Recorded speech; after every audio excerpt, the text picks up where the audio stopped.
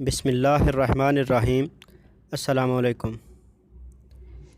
اگر آپ سعودی عرب میں رہتے ہیں اور آپ کے پاس گاڑی ہے یا آپ گاڑی کی فحص کرانا چاہتے ہیں تو یہ ویڈیو بالکل آپ کے لیے ہے۔ تو ویڈیو شروع کرنے سے پہلے اگر آپ اس چینل پر نئے ہیں تو کائنڈلی اسے سبسکرائب کر لیں۔ کرونا کے باعث فحص سینٹر کے اوقات کار کیا ہیں؟ کرونا وائرس کے باعث احتیاطی تدابیر اختیار کرتے ہوئے مملکت میں کرفیو نافذ کیا گیا ہے۔ موٹر وہیکل انسپیکشن سینٹر، جسے عربی زبان میں فحص دوری سیارات کہا جاتا ہے، اس کے اوقات کار بھی تبدیل کر دیے گئے ہیں۔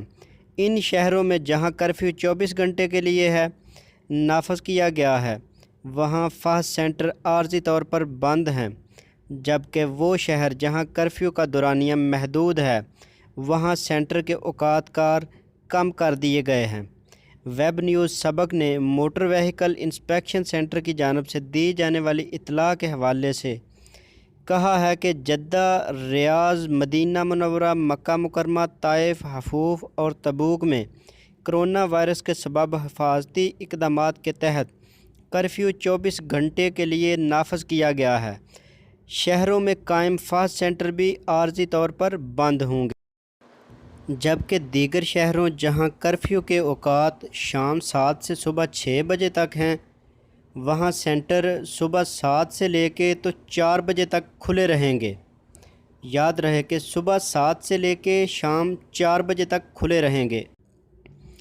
یاد رہے گاڑیوں کی فٹنس جانچنے کے لیے قائم کیے جانے والے سینٹر سے حاصل ہونے والے سرٹیفکیٹ کی بنیاد پر گاڑیوں کے ملکیتی کارڈ کی تجدید کی جاتی ہے۔ جب تک سینٹر سے سالانہ بنیاد پر جاری ہونے والا سرٹیفکیٹ حاصل نہیں کیا جاتا، ٹریفک پولیس کے مرکزی سسٹم سے گاڑیوں کے ملکیتی کارڈ یعنی استمارہ کی تجدید نہیں کی جاتی۔